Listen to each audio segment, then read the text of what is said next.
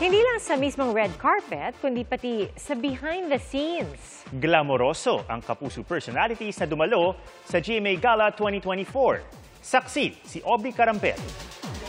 It's definitely a night to remember.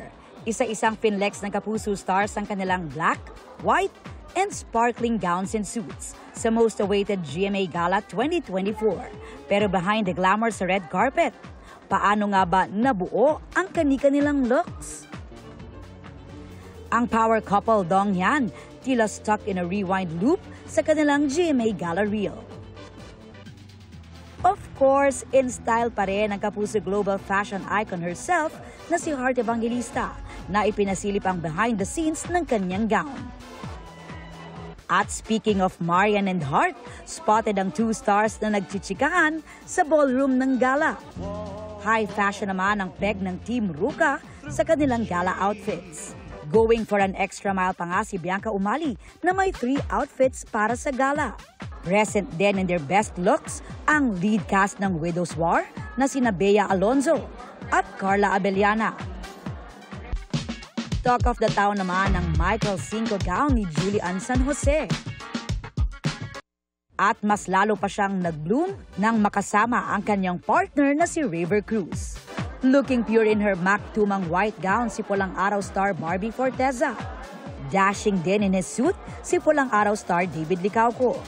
Simple naman yet angat na angat ang good looks ni Alden Richards sa kanyang suit. Habang ginulat naman ni Sanya Lopez ang lahat sa kanyang gown transformation.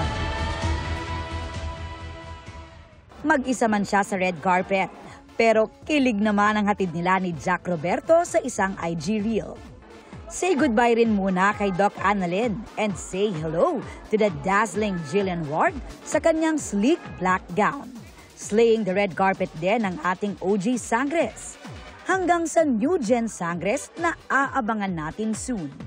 All present din ang Black Rider stars kabilang sina Angelic Kang at Opa Jisoo na first time umattend ng gala. Si Jisoo wagi pa bilang scene stealer of the night. Kilig to the max din si Yasi Pressman sa hard launch nila ni Kamsur Governor Luigi Villafuerte sa gala. Kinikilig nga po ako eh. First time ko po magkaroon ng date sa gala. Ganon din si Rere Madrid at Kai Soto. At kung may hard launch, tila may soft launch din sina Kailin Alcantara at Kobe Paras na parehong umattend ng gala. Ano nga ba ang real score ng dalawa? Whatever you see is what it is, you know?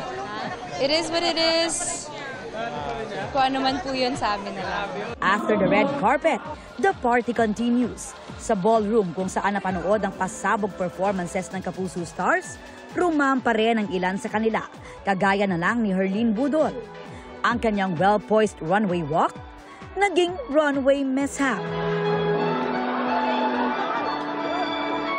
Agad naman siyang ni-rescue ng crowd, kabilang na si Barbie Forteza.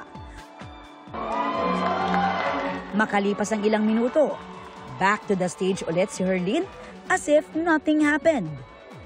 Kung ano man yung nangyari dito, may iwan na lang dito. Nagkasugat ako, Miss Aubrey. Pero okay lang, dami ko sugat dating naranasan. Basic lang yung dapa. Yung kumbaga, parang nilamon lang ako ng kahiyaan ko. Para sa GMA Integrated News, Aubrey Carampel ang inyong saksi. Mga Kapuso, sama-sama tayong maging saksi.